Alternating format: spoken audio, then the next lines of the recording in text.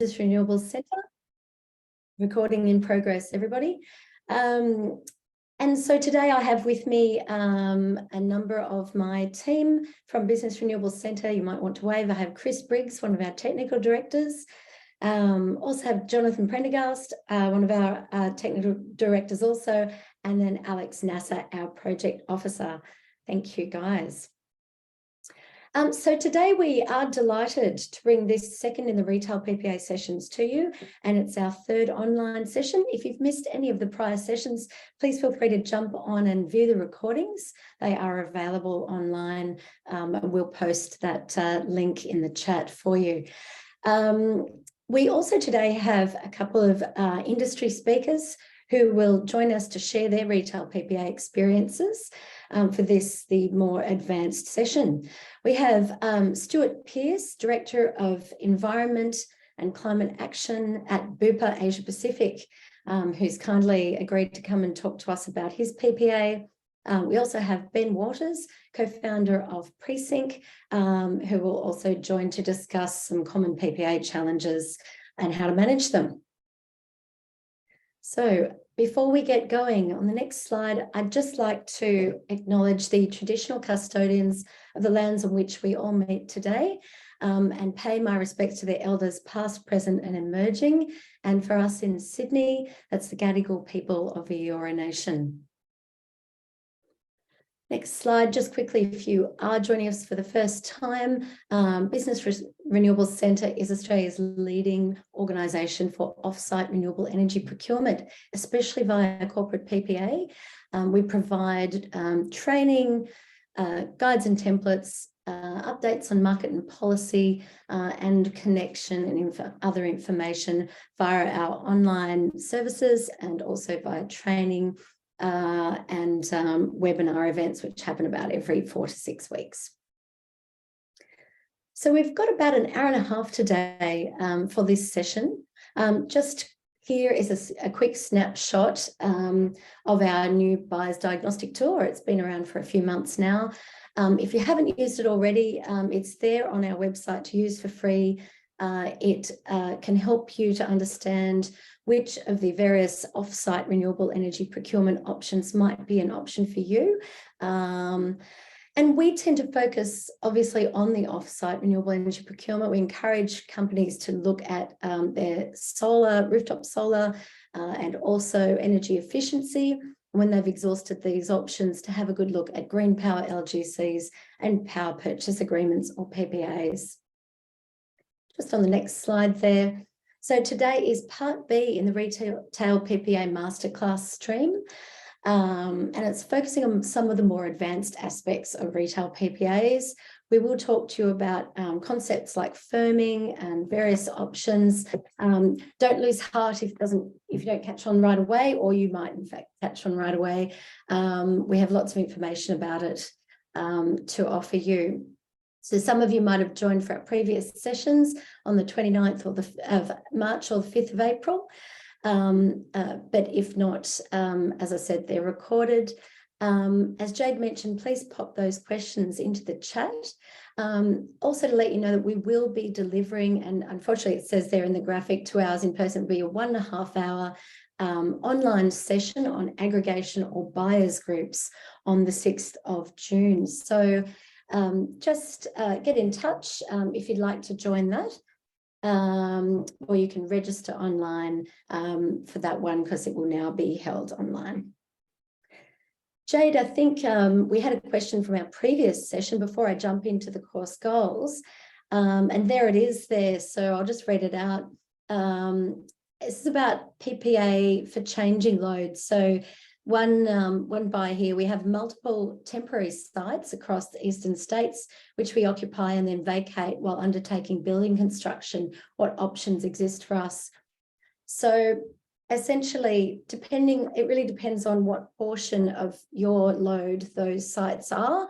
If it's sort of more than 20%, so 20%, you usually get about 20% load flexibility with an electricity retailer. And so if it's less than that, you should be able to work that out with a renewable energy PPA retailer. Otherwise, if it's more than that, you might look at splitting them. You could have a retail PPA potentially for the more permanent sites. And then for the rest of the sites, you could either look to procure and retire LGCs, or you might want to include those both in a tender, separated in the tender documents, and seek pricing for both for green power. So that would be our recommendation there. Chris or JP, if you've got anything else to add, please do maybe pop it in the chat.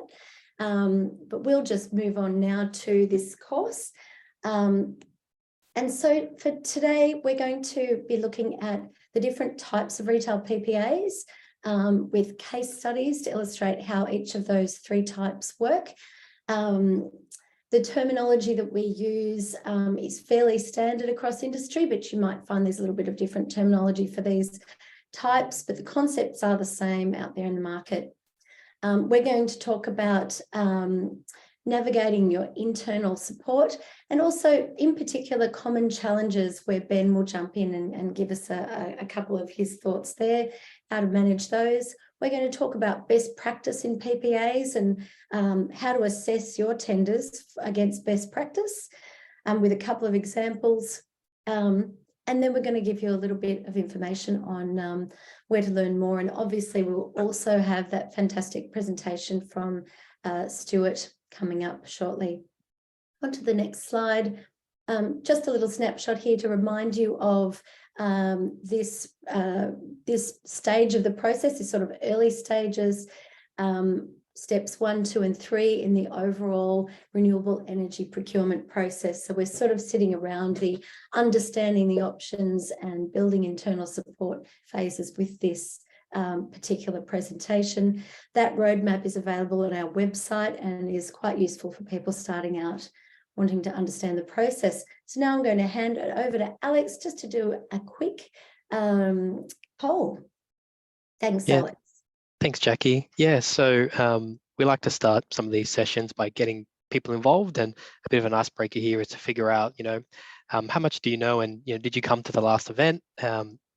So on your screen, there should be a poll, so feel free to take a couple seconds to answer that, and that'll just kind of provide us a bit of context as to who's joining. Is this your first time hearing about us? Are you continuing the education? And so, of course, like Jackie mentioned, feel free to pop any questions into the chat. Don't feel shy. That's the purpose of this event, or this workshop series, is to field as many questions and educate as much as we can. So I'll just close that poll in a couple seconds. It's looking really good. So thank you for those involved. Yes, I'm just going to end the poll now, and it looks like the majority are from the no category, which is great to see, because we're here to get people from beginning to end, and so you'll have a lot to learn, and we're hoping to provide that to you. So thanks for that. I'll pass now. I'll just stop sharing that. Pass back over to you, Jackie. Wonderful. Thanks very much for that, Alex. So as I mentioned before, if you're in that no category, we're just going to do a quick recap now on the next couple of slides. But it would be worthwhile to just go back and have a look at those sessions so that you've got that little bit of background, some important aspects in there that we talk about, particularly around who's done PPAs and why we're doing them. So as a quick recap, what is a PPA?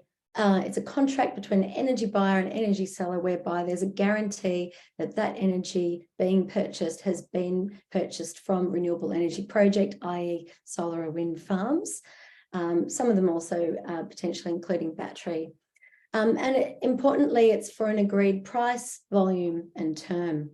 Terms tend to be a little bit longer for a retail PPA for renewable energy than they do for your standard electricity contract. There are some benefits to this. So why do companies do PPAs?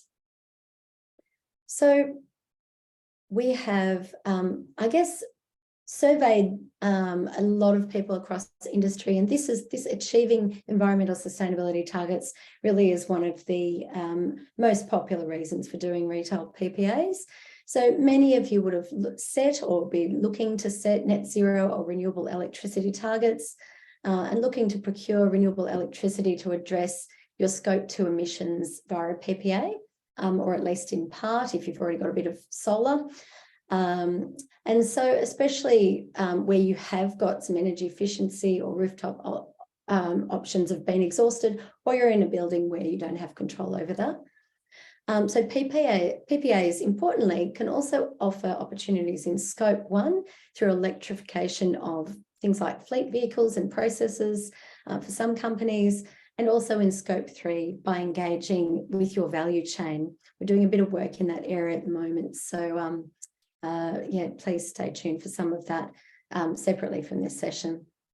Importantly, PPAs also help you to achieve budget certainty, and in the context, current context where electricity prices are fluctuating constantly due to a range of international and local factors, including decarbonisation of Australia's grids. For these reasons, we expect these fluctuations to continue indefinitely. So instead of locking in a price for sort of 1 to 3 years, you're looking at a longer term price lock-in with a PPA, which allows you to really have that budget certainty.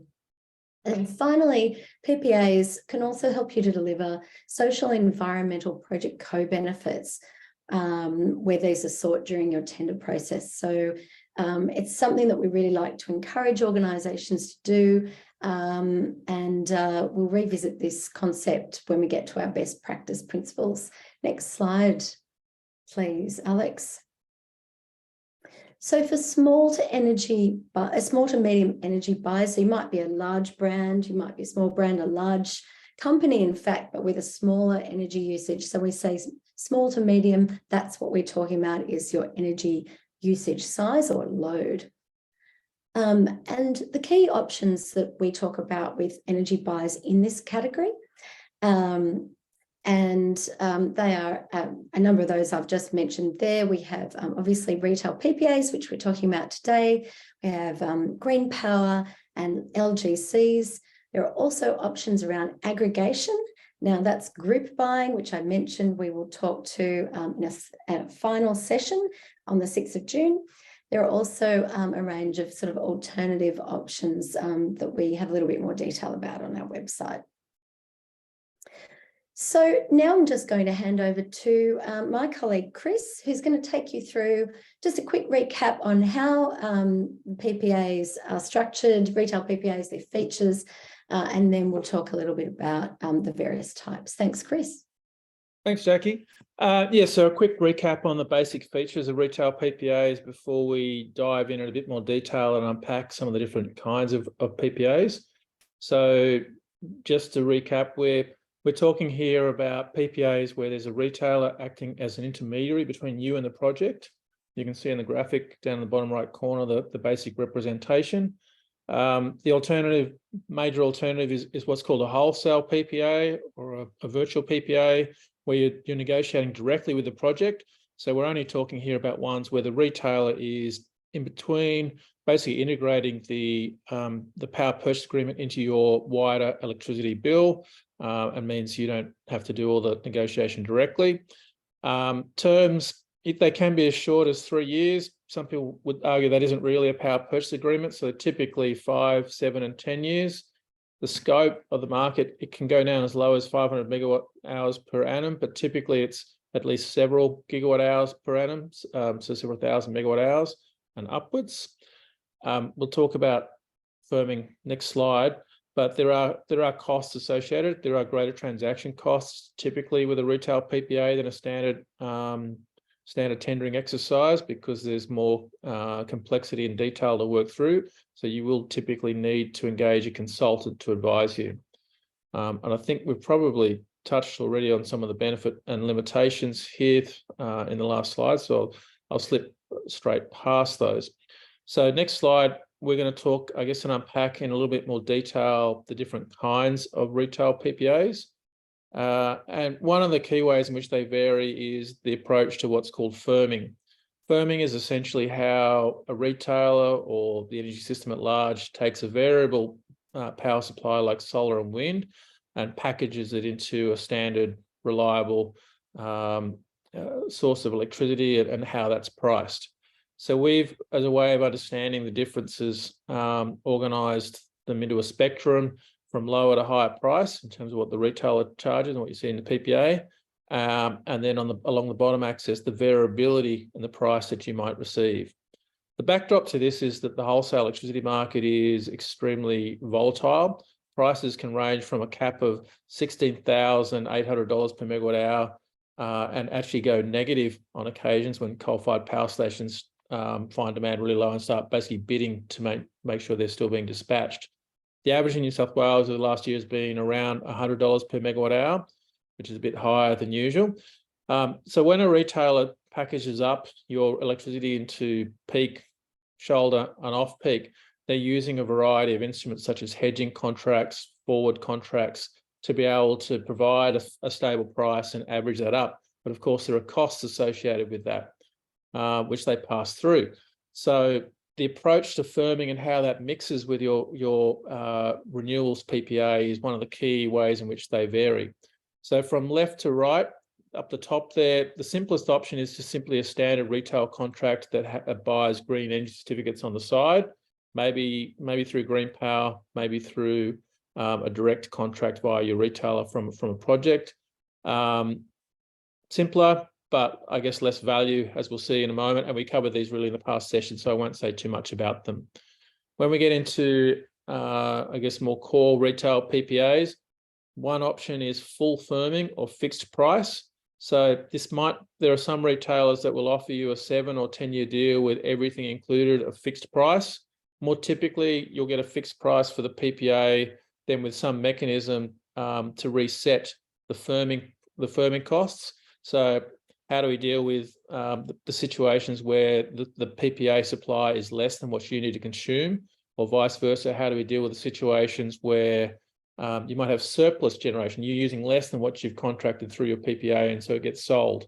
So the firming arrangement there under a fully firmed PPA, it's all fixed, it's all laid out, and typically then with a repricing mechanism, say after 3 years or 5 years or whatever.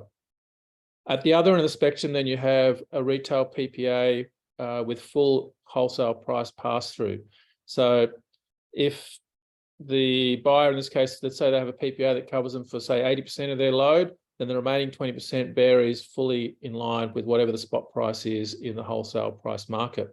Why would someone do this? Firstly, there's no firming costs associated, so there's a layer of cost removed. Secondly, you might have a good level of match between your PPA and your consumption, so there's not that much floating. But typically, it's with a buyer who has reasonable flexibility in the timing of their consumption. So, say an agricultural producer who can change the timing of when they're pumping water. And typically, it'd be a buyer that might have also some storage or some capacity to store energy, so that they're able to take advantage and buy this surplus energy when the price is low, but reduce their consumption when the price is high, and in that way actually make significant amounts of money. So the retail PPA in the middle then is partial firming. And so I guess to use another example and say, let's say they've got an 80% match between what they've bought from the renewables project, and again, they've got around 20% that is exposed. Typically, there'll be some limit to it. So they might have a monthly expenditure cap. So the price could go up, but they know what the price is going to go up, and they still have some exposure on the downside.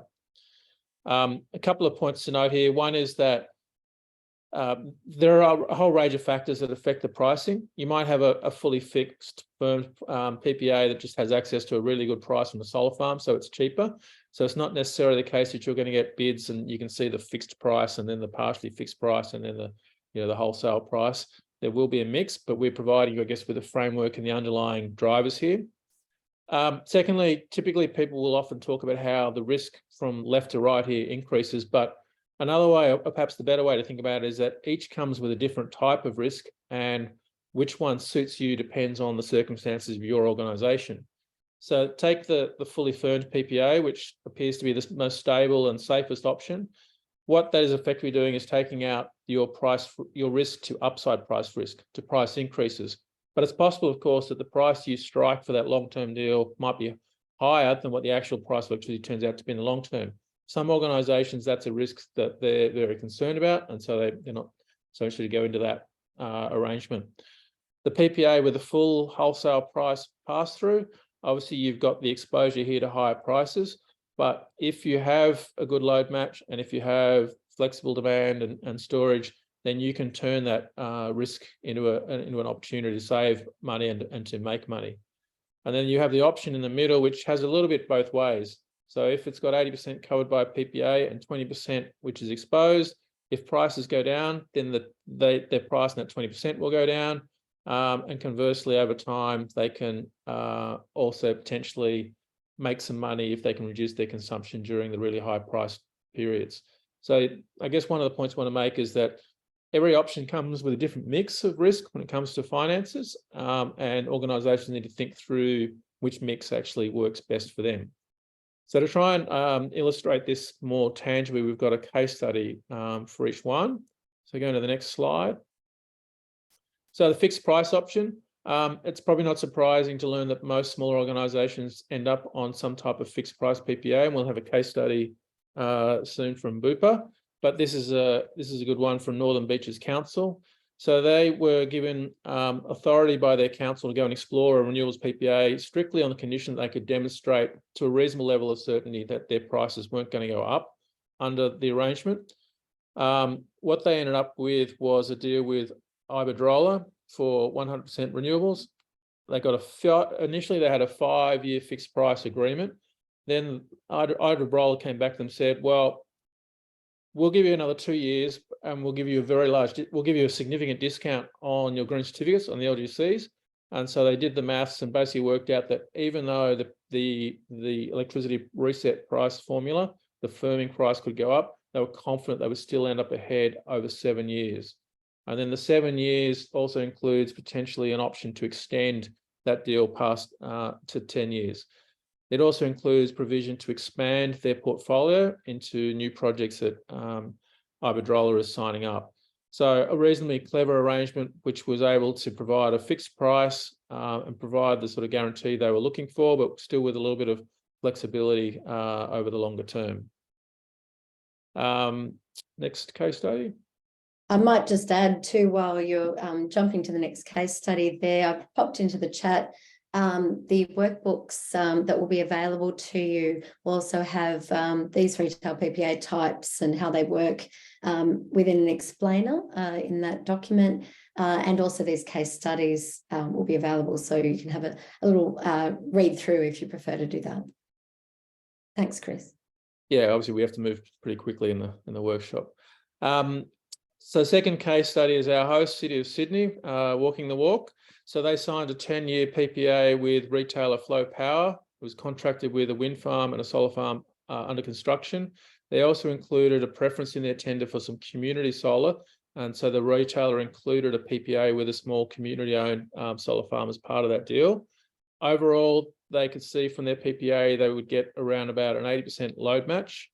And they ended up going with the partially firmed option, where each month they had that exposure to the wholesale price, but they had the expenditure cap. So they knew what it was going to be if under a worst case scenario. I've included a quote there on the right because I think they, like many organisations that end up with this option, don't start out thinking this is where they're going to end. But what they found was that they said, well, when we looked at it, we realised we were going to get a cap on our energy costs. It's going to be lower than what we thought we were going to get because we were looking at a 200% increases in costs. And we know we've been able to lock in the 80% PPA price, but then also with the expenditure cap. But then over time, we're also expecting to put in batteries in some of our facilities, and we're exploring options to make our demand more flexible. So it stands up on its own, but over time, we think we're going to be able to do even better because we think we'll be able to reduce our consumption in these high price periods, help the grid out, help more renewables to come into the grid, but also make some money. So they ended up on the partially firmed option. Next case study. Case study 3 is a spot exposed PPA. This is Pernod Ricard, which is a winemaker in South Australia. Again, it was with Flow Power and a 10-year deal. They actually switched to wholesale pricing before they did a PPA because they realized they had actually a lot of flexible options that a lot of their consumption could be shifted around. And so even on its own, it was worth it for them to go to wholesale pricing because they were confident they could shift so much of their consumption in low price times and then turn off the major stuff in high price times and achieve savings. But they then went to a PPA, which gave them greater control, greater less exposure. And then in time, they've also put in their own storage to increase their flexibility and their ability to take advantage of the variable prices. So there's three basic cases. I think we're now moving on to the next session. Are we stopping for a little bit of Q&A if people have any questions on that? Yeah, I think we've got a couple of minutes for Q&A if there are any questions for Chris on any of those particular case studies. I wonder, Chris, if we went back to the City of Sydney partially firmed example, I don't know whether or not anyone from the City of Sydney might be available who participated in that one. I might be inviting people who aren't here, but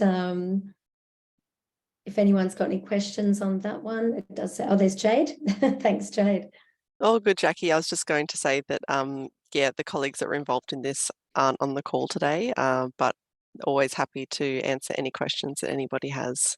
And we have case studies that we'll be sharing with everybody after this event. So there'll be more information on this one in that pack. Great, fantastic. Thanks very much for that, Jade.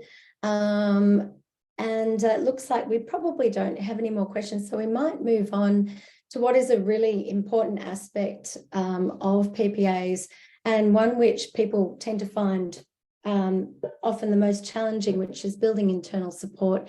We started to hint at this one a little bit in the previous session, and so Chris is going to take you through these three key elements and then an exercise to get you thinking about how best to achieve that internal support. I'll just add to this that we do have some templates and a CFO pitch deck on our website that you can gain access to if you're a member, to have a look at, to utilise for building that internal support. Take it away, Chris. Thanks, Jackie. Yeah, look, so people I think can often get a bit fixated on the different deal structures and some of the technical dimensions. But when you talk to buyers who've been through the process, they'll often say, actually, the hardest part was building the internal support for this deal. You know, it's not part of anyone's core job description. It requires sign-off from a lot of different stakeholders across the organisation who often know little about energy. And so there's a lot of education. And so people will say things like, you know, we were set up to do cross-organisational deals. We're a big infrastructure company. It still took 60% of the time just in internal conversations. So I guess you need to really approach this as a stakeholder engagement exercise as much as a technical exercise, and do so as you would for any other kind of engagement exercise. I guess in addition to the resources that Jackie mentioned, we've also got an internal support guide where we interviewed a whole lot of buyers who've been through the process to try and distill their experiences and their insights and their learning. So I'd strongly recommend you go and have a look through that as well before you start. It's probably worth mentioning too there that some of those resources include both the wholesale and the retail PPA elements. So for the CFO pitch deck, it's really a huge deck because there are lots of slides that are relevant to the wholesale PPAs for the larger deals, and some other slides that are relevant to both the retail and the wholesale PPA deals. So you can sort of filter through and use whatever you find most useful for your process. Thanks, Chris. No problem. So some of the things I guess that buyers have been through this have emphasised is firstly trying to identify a deal champion, someone who's going to really help you navigate all these challenges. And interestingly, when you talk to organisations, who they say made a good deal champion varies.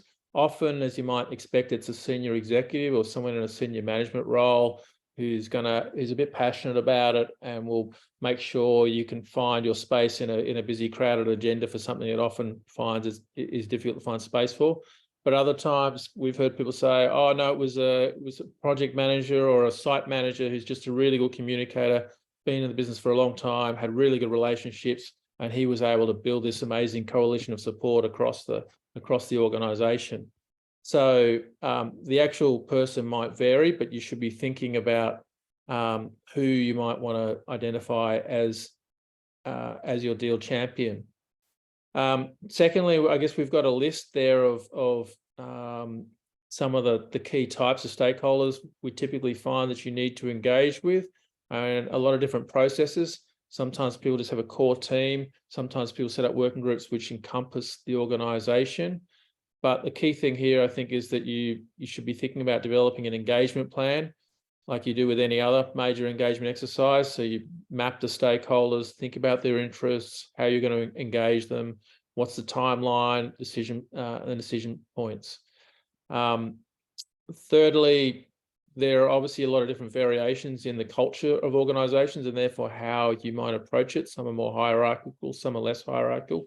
Some of the key elements, I think, though, we find is that a very consistent message is that you're going to need to socialize the concept. It takes a lot of education. You'll hear people say things like, every week for 6 months, I had to answer the question about what was going to happen were the lights going to go out if the sun didn't shine or the wind wasn't blowing. There's a lot of education involved in working across organizations. Secondly, that it's very important around how you communicate this PPA, how you frame it. Don't oversell cost savings. It might save money, but it's hard to prove. And it's normally the combination of a greater financial certainty, the sustainability benefits and co-benefits that help convince people around the overall package. And thirdly, that it's important to find a way to translate it into the language of your sector. It's quite technical, but organizations will say things like, oh, we needed to find a way to translate our energy speak into retail speak. Or some will say, we actually translated the numbers into a commodity, which people dealt with regularly so that they were able to understand what we were talking about. So a few things to think about there in terms of building internal support, but we have more resources, as I say, to go and check out. And I was just going to add to that, Chris, obviously in that mapping and engaging your internal stakeholders, for a lot of smaller organisations, you might not have people in all of those roles. We might have one or two people taking all of those roles. So, those are sort of, that's sort of the, quite comprehensive list if you're in a larger group. But just something to think about in your smaller organisation, who sort of plays those sorts of roles in your organisation, and they're the people we'd encourage you to engage with. So I think now we're going to go to a breakout room to an exercise. So to get you thinking about how you manage the building of internal support, we've got 3 questions for you to discuss. Firstly, who or which role could be a supportive deal champion within your organisation, and what would they require to build their interest to take on this challenge? Secondly, think about the different teams and names of people you might need to draw on to deliver a PPA. And thirdly, think further about the type of culture your organisation has, how you've delivered procurement in the past, and what might be required for a PPA. So now hopefully we're all going to get sorted.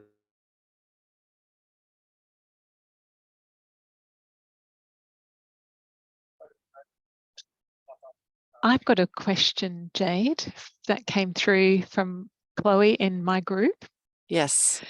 And Ben might be able to help, or Chris. Someone that she had been speaking with had alluded to the fact that PPAs have pretty much been bought up, like basically energy from farms has been bought up for the next couple of years. Is that true? Has anyone heard that as well, or is there plenty of deals that can still be negotiated? Jackie, did you want to jump in on that one? Because I think you touched on it in the chat a little earlier. It's a good question. or maybe we don't have Jackie here yet. And I can have a go. Oh, thanks, Ben. Yeah. Sorry, I was on mute there. Yes. Yeah, Ben, you jump in. Obviously, I popped something in the chat a little bit earlier, but it's disappeared. Timing to market does make a big difference. We just had that conversation, and project availability, obviously a really important one. But there are some interesting sort of models that are emerging in the retail sector until some more of those projects come online. Ben, do you want to just talk to that for a minute? Yeah, I mean, last year where electricity prices went crazy, renewable PPAs started to look like a pretty good option to many people that were dithering. And certainly in the states where price was the highest, I'm thinking mainly about New South Wales, the operating projects got snapped up over the rest of 2022 after the prices went high, and it's harder to get, an operating or a very near-term wind project, particularly in New South Wales at the moment. So there's an element of truth to that, but it depends when you need it and what state you're in and whether you need wind or solar or something else. But that's a sort of supply and demand thing, and the demand for more of the right sort of projects helps bring on the right sort of projects, and PPAs can be a part of the solution to that problem. And also, I think in that question, sorry, it's just not up in the chat anymore, but maybe there's something wrong with my chat. But it does depend on your load size, and obviously, if you're a really large energy user, there's sort of larger projects, and the availability of those is more difficult. So if your mining group of miners are getting together, that aggregation is probably quite a large offtake potentially. So that's also going to affect. But as Ben said, it really does depend a little bit on your timing to market. And Thanks how so much, Victoria, Jackie? Thanks, Sorry. Chloe. I was just going to say, let's pop. Thank you so much for tackling that question. And if anyone has any follow-up questions, let's pop them in the chat for now. Just mindful of time, and if we don't get to them, we'll make sure that you get an answer after the webinar. But hopefully we have time at the end. Back to you, Jackie. Yeah, Thank thanks you. very much, And Jade. everyone's come back from the breakout rooms now, so we're all back. We are indeed, and yeah, but very happy to continue the conversation, Chloe, after the session if you wish.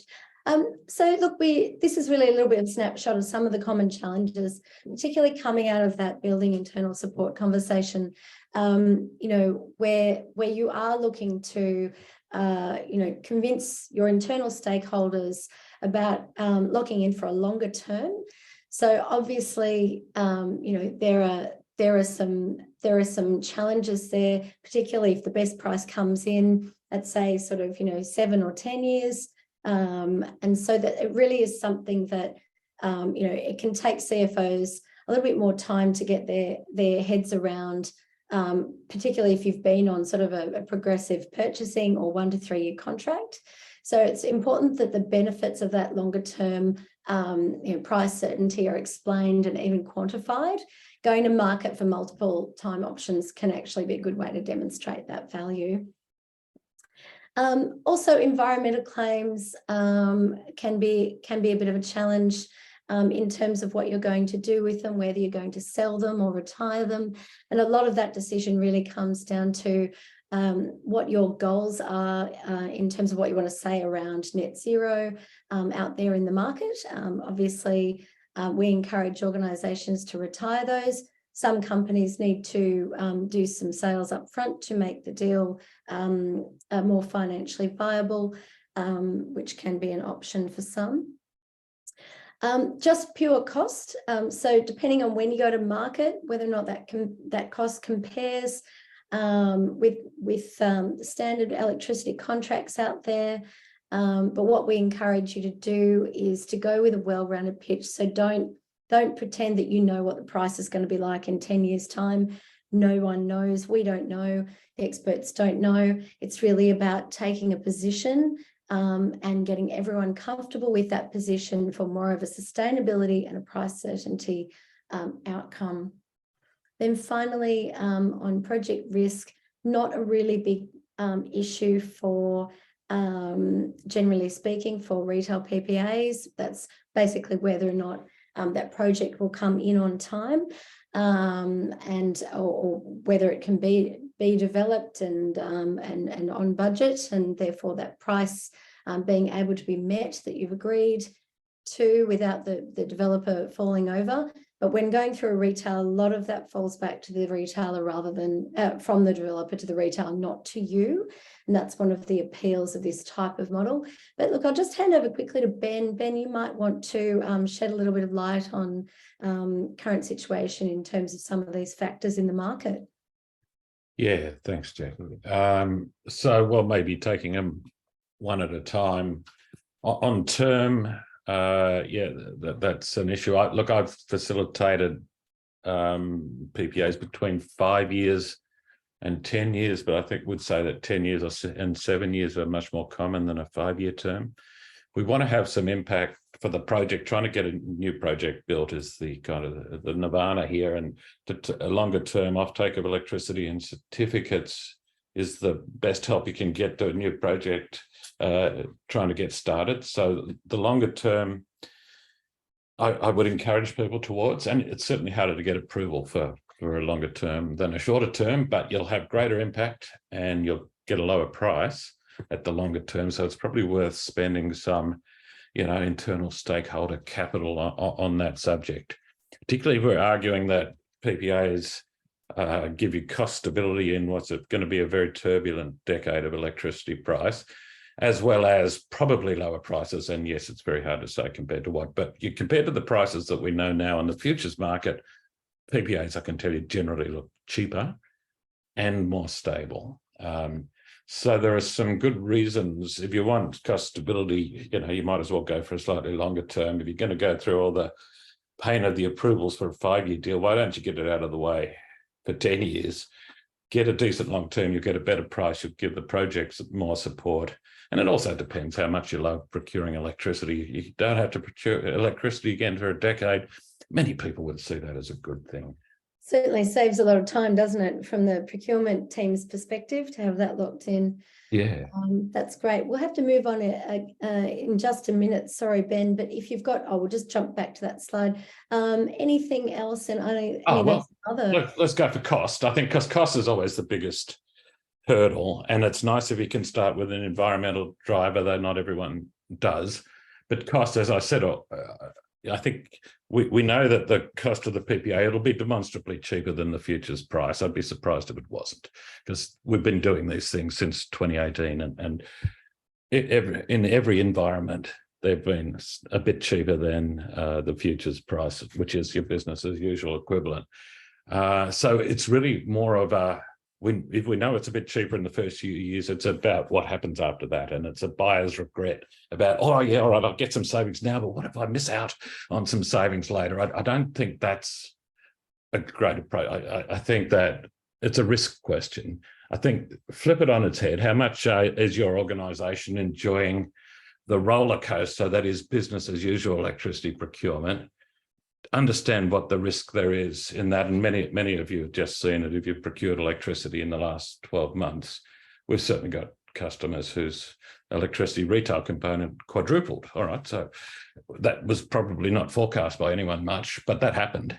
And my customers that have been on PPAs for many years, I can report, are sailing through this period of cost turbulence with a lovely low and predicted cost, and their long-term financial plans are good. So that is a risk question. Flip it on its head. Cost and risk go together. I think PPA will give you cost stability. Thanks, Jackie. Fantastic. That's really helpful. We're just going to jump into a quick exercise now. We're just going to address the first 3 questions on this page in our groups. The other 3 questions, 4 to 6, you can take home and have a little bit of a think about. Thanks very much for joining another group. All right, welcoming people back from the breakout rooms. That was a lightning round. So thanks for going with us on that one. Our in-person sessions had a little bit more time there for conversation. So if this is something that you're interested in continuing the conversation about, definitely let us know, and we'll see if we can schedule another in-person workshop sometime in the new financial year. well done if you got through even 2 of those questions in the 5 minutes. Certainly a challenge. It is, but we love a challenge, and it's food for thought. Absolutely. Thanks, Jade. And those questions are really meant to be a food for thought. But as we said, happy to have a conversation about some of those. Hopefully, some of the conversations in your groups have been helpful for thinking a little bit about this. When we run our boot camps, we go into that sort of conversation from each of the different organisations in quite a lot of detail. So there's a lot more sharing. So if you're interested in that, perhaps consider joining one of our boot camps. So just moving along now to our best practice principles. So as demand for corporate PPAs has grown, so too is the need to support industry with guidance around best practice PPAs. There are some really great examples in industry that have emerged from organisations seeking to get a little bit more out of their PPA, to really develop a PPA that they're very much proud of and that aligns with their own goals for things like community stewardship, etc. So we've developed a best practice guide, and that's pictured there on the right. That's free at our website. And that addresses both small to medium organisations and larger organisations. And we've got a scorecard in there for that you can use when you're looking to go to market and or assessing tenders that have come back, to have a look at how they rate. And essentially, this guide is very much based on the 3 principles that we talk about. The first principle really being about decarbonising industry and the grid. So where you're able to engage with some new demand and, some new projects, harder to do when you're a smaller organisation, but it can be possible. Certainly, and Ben mentioned a little bit about that sort of nirvana of additionality there. Principle 2 is about bringing in some other sort of enabling elements like storage. So if the project that you're contracting with has storage, that's fantastic. That again supports the decarbonisation of the grid. And then finally, in principle 3, and this is one particularly for the smaller organisations that may not be able to influence principles 1 and 2 on their purchase as well, looking at your social and environmental co-benefits that we mentioned earlier. Those are the sorts of things that we really want organisations to be thinking about. And some top organisations have really been doing that already. We have actually got a social licence guide, as Chris mentioned earlier, as well, that sort of couples with this. And we're looking to bring out another tool in the near future for you to use in tenders. So a couple of examples here. I don't know whether or not my colleague, who's a bit more intimately familiar with some of these, John Prendergast, if you want to talk through these, otherwise I'm able to do that. I don't want to. Fabulous. I could could certainly do those. So in terms of principle 2, it's not just about adding new renewable capacity to the grid, as important as that is, but going a step further. So are you adjusting your demand to be supplied by wind and solar? So City of Sydney with Bowman and Sapphire Wind, they become exposed to the wholesale market and can change their demand and add battery storage to increase their use of wind and solar when it's available. So that's an example of achieving principle 2. Also, Carlton United Breweries signed a 12-year PPA with Caradoc Solar Farm in Victoria.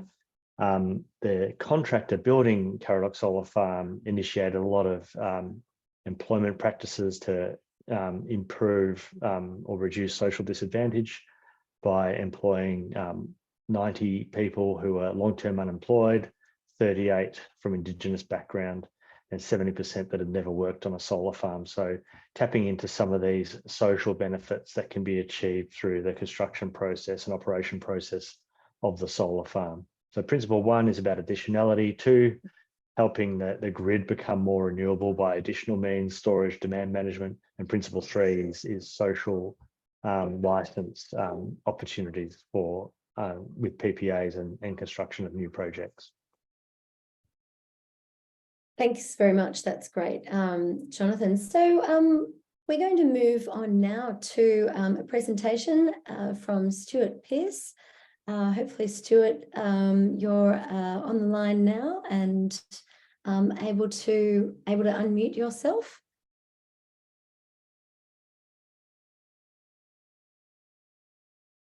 I can't hear anything at the moment, but unmute. Okay, oh, I think I've fabulous. unmuted. You've been unmuted. Wonderful. Thanks very much, Stuart. Please take it away. Thank you very much for joining us. Terrific. Look, firstly, thanks very much for the opportunity to talk with you today.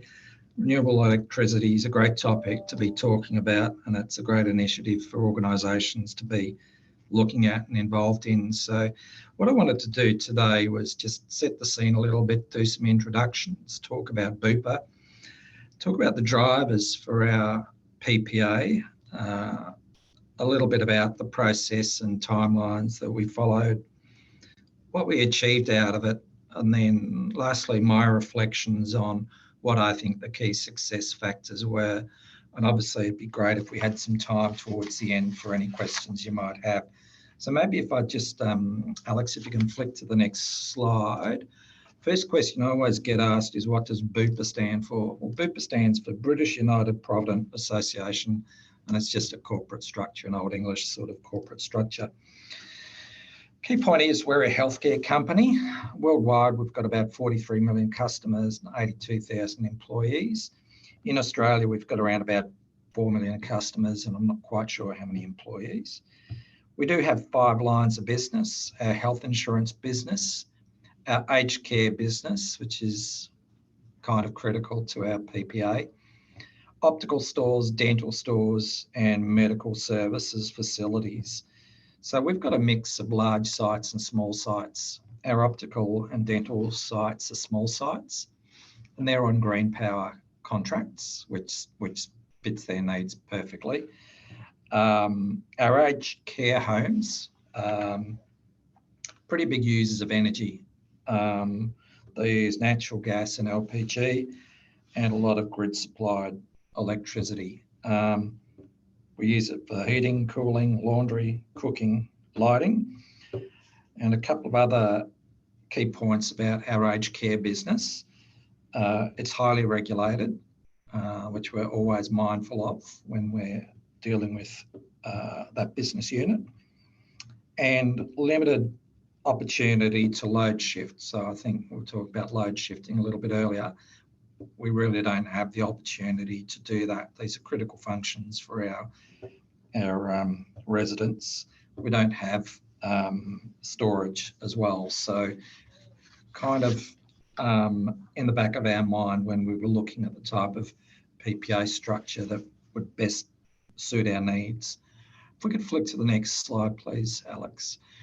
So the key driver for us behind our PPA was our parent company signed up to science-based targets and published our targets, and they're very publicly stated, and they're quite ambitious. So the very first one there, reduce our absolute scope 1 and scope 2 greenhouse gas emissions by at least 46% by 2030.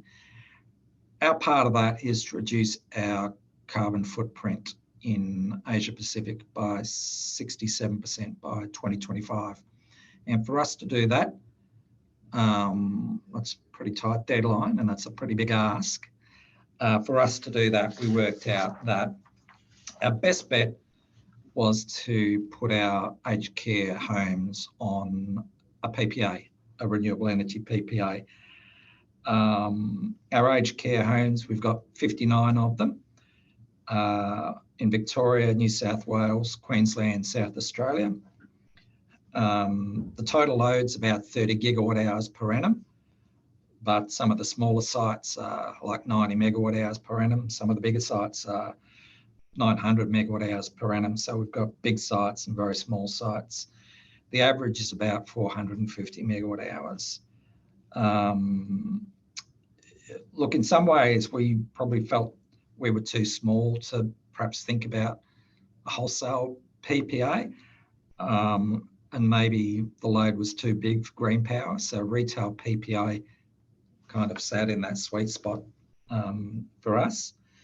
The other contextual pieces here are we were under the pump a little bit. So we started this project in April 2021, and our existing contract was expiring at the end of 2021. So didn't have too much time to muck around.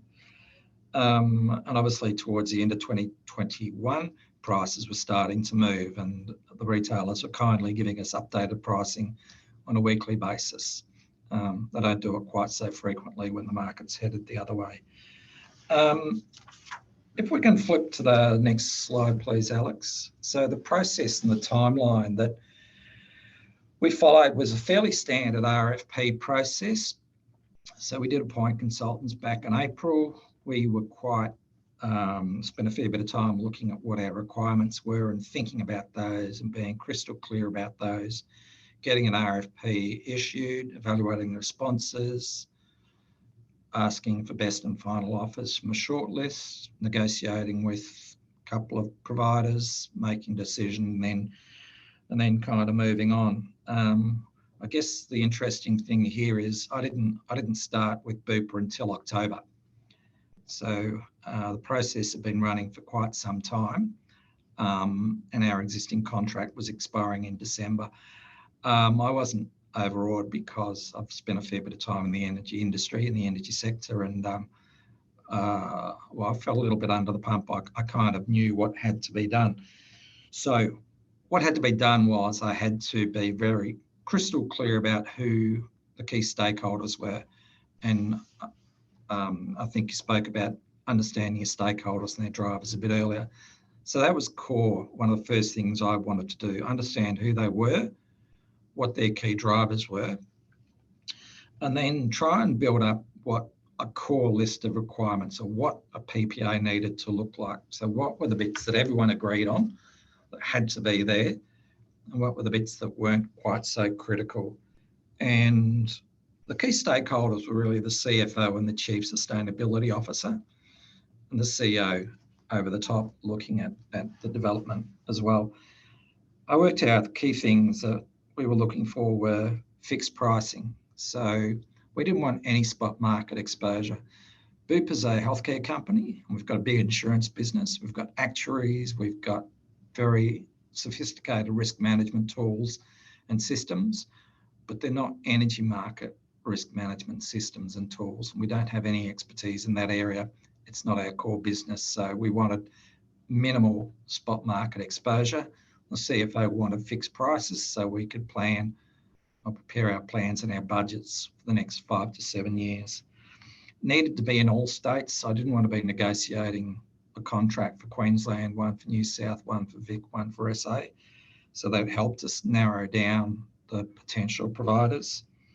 We wanted LGCs tied to nominated assets. So we wanted to be able to point to wind farms and solar farms that were generating the LGCs that we were looking at. A couple of other things there.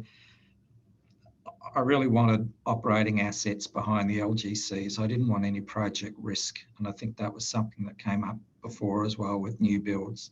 There's project risk. I didn't want any of that. I thought it was complicated enough and the clock was ticking. I didn't want to be bringing additional risk on board.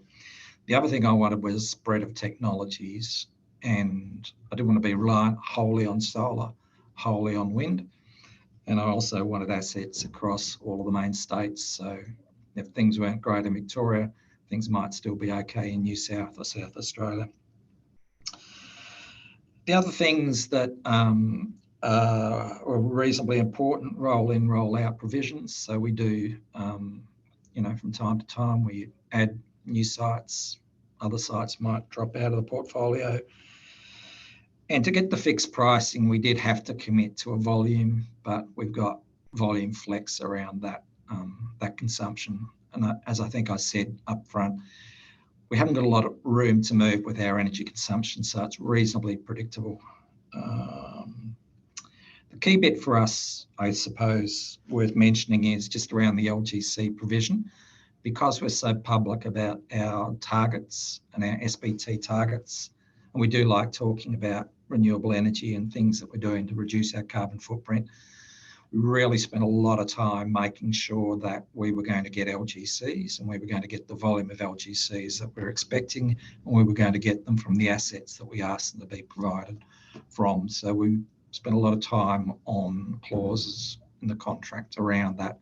So we're pretty confident that come hell or high water, we get LGCs from our providers' nominated assets. If we could flip to the next slide, please, Alex.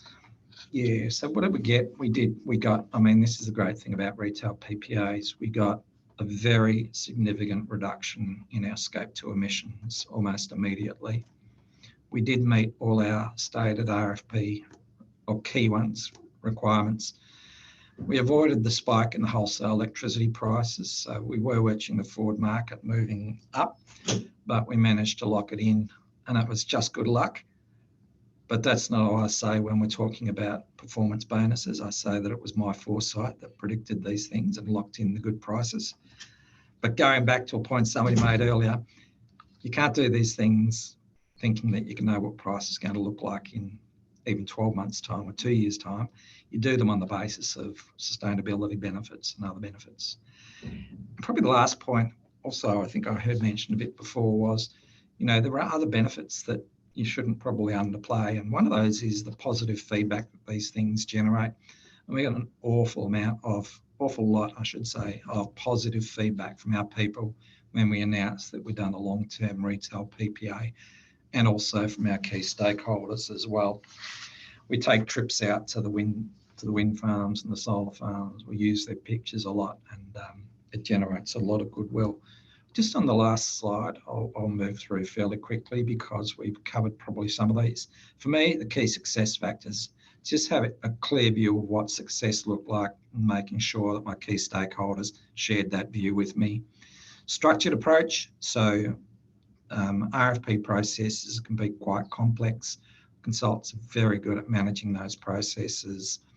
And subject matter expertise, I've kind of called that out because I think sometimes you need to be able to make your own decisions around some of the strategic aspects of PPAs, and you shouldn't push that on to consultants. Doing a lot of due diligence around financials, operations and management, so you know who you're signing a long-term deal with. And pragmatism, because things don't always turn out the way you thought they were going to. People respond to RFPs, and when you start negotiating with them, the answers don't always look the same as they did when you were asking them to respond to an RFP. Trust your process, but make sure you've got a plan B. So, you know, you might get quite a way down the track with a particular provider, and for whatever reason, that might come to a halt. So you've just got to cut your losses and move on fairly quickly. So look, that's a bit of a whistle-stop tour through our experience. I hope that maybe there's a few bits in there that help you on your journey, and I'm more than happy to take questions now, or even if you've got questions down the track and you think, oh, I should have asked that, you know, I'm happy to answer those as well. That's fantastic. Thanks so much, Stuart. It's really helpful. I particularly liked the your slides there at the end on the key success factors. And we hear over and over from various companies that they've engaged fantastic consultant that helps them, but also internally getting right across and understanding your PPA really well yourself, so that you really understand the decision that you're making. Because at the end of the day, you know, you're the one who'll be there to see it through. Yeah, that's totally. great. Does anyone have any questions for Stuart? We've got a slightly quieter group today, so that's okay. Maybe people didn't have lunch, I'm hoping. It looks like we've got one question here from Gavin. Does anyone consider the feel good in terms of additionality? I'm asking in relation to EV charger stations and tradable units. I figure the EV owner feels they own the credits.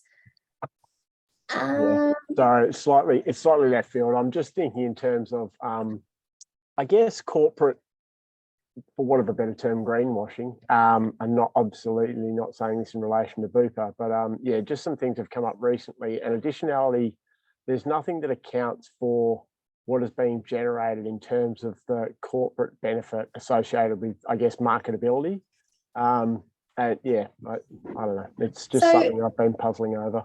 Yeah, so delivering those, so it's sort of encapsulated in that third why people why companies do this, and I'll let Stuart answer, but it's delivering those reputational and social and environmental benefits, but making sure that you don't get caught up in greenwashing. How have you avoided that, Stuart? Yeah, so we spent a lot of time with our lawyers, getting the wording right, getting the press releases right, making sure that we could put our hand on our heart when we're making claims about our footprint and the actions we're taking to reduce the footprint. In terms of the importance of some of those other factors, it's very hard to measure them, but they're very important, because we know that people that work at Bupa have very strong values, and one of those values is very much around the environment. Not just the health of our people and the health of our customers and our residents, but the health of the planet is very important for Bupa. And this is a tangible action that we could take and show that we take it seriously, and we're trying to do what we can to help the health of the planet. Yeah, I think there's a clear linkage there. I can see Reza has a hand in the air there, but I'm not sure if you're able to unmute yourself, Reza. If not, perhaps you're able to speak there? Yeah, I think so. Great, you are too. Good. Yeah. Thank you for the presentation, Stuart. I have one question regarding like the timing of your procurement plan. So if I'm not mistaken, you mentioned that your contracts were expiring at the end of the year 21, correct? Yeah, that's correct. You appointed the consultant, and it was like in August when you issued the RFPs, and then you were having the negotiations in November. So wasn't it a little bit of a hectic schedule for you, to do your negotiations, because it was like at the 11th hour, and then because sort of not. Yeah. So no, look, that's a really good point. I think it goes to that plan B. So for me, the plan B was very early on, we knew that potentially we'd have to extend the existing contract with the existing supplier. And I wanted to hang on to that. I wanted to hang on to the date and go, no, I'm not going to extend it. I'm not going to extend it. I'm going to make the date. I won't have to extend. And then, we had a discussion, and it was fairly obvious that it was getting tight. And I just had to swallow a bit of pride and say, well, I can't do this. I'm just going to have to extend the existing contract for another month. And that's what I meant about making sure you've got a plan B. Things don't always go the way that you thought you're going to. If it doesn't, just drop it and move on. Just back yourself and do what you need to do. Sorry, I didn't mean to jump in there. Yeah, really good advice, Stuart. A lot of our buyers say having a plan B is pretty important. I imagine, Ben, you probably second that one. Thank you so much, Stuart. Really, really helpful, and having a real life example there and a real person to deliver it also helps greatly. So very much appreciated, and great leadership from you and Bupa. Thank you very much, and best of luck to everybody there. And as I said, if there are any other questions, please pass them on, and I'll be more than happy to answer them where I can. Wonderful. Yeah. Thanks, Stuart. That's great. I'm going to hand back to Chris now. Chris Briggs is just going to walk us through the template for the business case. Thanks, Jackie. It'll be a quick walk through, because I think we're getting short on time. But as part of the workbook, we provided you with a template on the business case, designed to be a bit of a starter to get you thinking about how to do one. It draws somewhat on a PPA that was done by UTS and led by my colleague Jonathan. But so you might jump in at some point if need be. But I'll just do a very quick run through then. So some of the key elements, of course, as you'd expect, it's got objectives, and those will vary depending on the process of your organisation. You might need to take it faster or slower than what we have here, but in this case, We have one setting out the rationale, the recommended strategy, and getting approval from senior managers to proceed to market for retail PPA. A little bit of background. Again, it's quite perfunctory, but a bit of background around the market, around the growth in PPAs. You will undoubtedly need to do a lot more than this in a business in terms of education, but so it's a summary introductory part to a business case. You would probably expect to cover, I guess, the baseline for the business case in terms of electricity volumes and cost. So looking at recent annual trends in your electricity spend, you may well have some information on retail pricing going forward, particularly if it's going up. As Stuart just said, they're getting weekly updates from their retailer, so you might have some information already to help construct a bit of a baseline about what you might expect in terms of electricity prices going forwards. Across the next page. So a couple of tables there, samples on what the sorts of things you might see in a business case around volumes and costs. They're just illustrative, of course, so we'll keep going past those. And then getting, I guess, probably to the meat of it in the next page, the strategic options. So in this case, comparing a standard tender to just buying green power and a retail PPA, covering off on some of the benefits, some of the risks, and giving your balanced recommendation on which option to pursue. In this case, a retail PPA. Then moving through into next section, summary of strategy. So obviously needing to include a budget for the procurement process, the cost for an external advisor. In this case, recommending, as I say, what we think the benefits of the recommended strategy are to go to market for a retail PPA. You may or may not want to have a more detailed procurement plan attached to this, particularly depending on what your next steps are. So in this case, next steps, join the BRC-A, of course, to get more information. Go to market. I think that in particular is one where you may well unpack it in more detail, where you might have some other recommendations around the project team finalising a procurement plan, engaging consultants, recommendations around drafting an RFT and bringing it back for approval once reviewed by consultants, release date, and so on. In this case, we've got a fairly generic go to market to get a competitive quote. Third step would be, of course, then the evaluation process. You'd want to set up an evaluation committee, evaluation criteria, of course, standard procurement stuff around how you take in any quotation, internal approvals, and then final announcements and communications. So it's a very quick drive through, just a few ideas, I think, to get you started on thinking about a business case for your PPA. That's great. Thanks very much, Chris. And we've only got a couple of minutes left, but on that template as well, obviously in that analysis and your weightings, you can adjust those to reflect some of your sustainability goals, as well as obviously, again, so price versus non-price in your tender, as well as obviously in your tender assessment when you're looking at those, and some good ideas in that best practice guide for doing that. Just onto the next slide, just a quick wrap up now, really. So today we've really taken you through the key features, benefits and limitations of the different types of retail PPAs, the fixed price, the partially firmed and the spot exposed, to have a think about what might suit your organisation.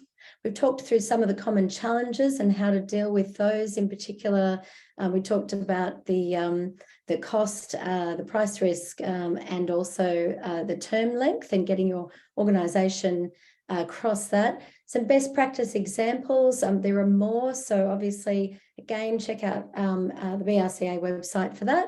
And then finally, the business case template, and obviously a fantastic best practice case example from Stuart there. Just flicking to the next slide quickly, very quickly, what we've got next.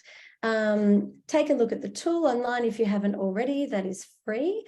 Have a look at the session workbook, which I understand Jade will be sharing after this session with all participants. Register if you're interested in understanding more about group buying under retail PPAs or retail PPAs aggregation on the 6th of June. And then finally, if you've got any questions with regards to renewable energy procurement more generally, just get in touch with us. A little bit of a summary there on what that aggregation session will involve. We'll take you through what it means, how it works, the steps, and where to get started. Just jumping to the next slide again. I'll just pass that one again, jumping past that slide. I mentioned earlier our boot camps. You can jump online and register your interest. You don't have to commit now, but if you are interested in this training, it's essentially a one-day training workshop with lots of other buyers. It's buyers only. So you can really learn from the other buyers in the room and the buyers who've also done PPAs like Stuart. So just about at the end there, we'd love you to participate in the attendee survey here. Thank you very much all for your time. Thank you to our wonderful speakers, CitySwitch, SDP, and also to the City of Sydney. Thank you all for joining, and hopefully see you on the 6th of June. Thanks so much, Jackie. Thanks, everyone. And just to let everyone know, we've moved to the group by event. It was in person, and we've had enough interest that we'd like to make it available online. But you're still welcome to register via the in-person link, and we'll make sure that you're taken care of. But again, all that information will be sent out in an email. Thank you so much. Let us know how you go and send us your questions. And I'll just pop the survey link in the chat. Would love if you could take a minute to fill it out. Thanks, everyone. Have a great day. Thank you. Bye. See you later.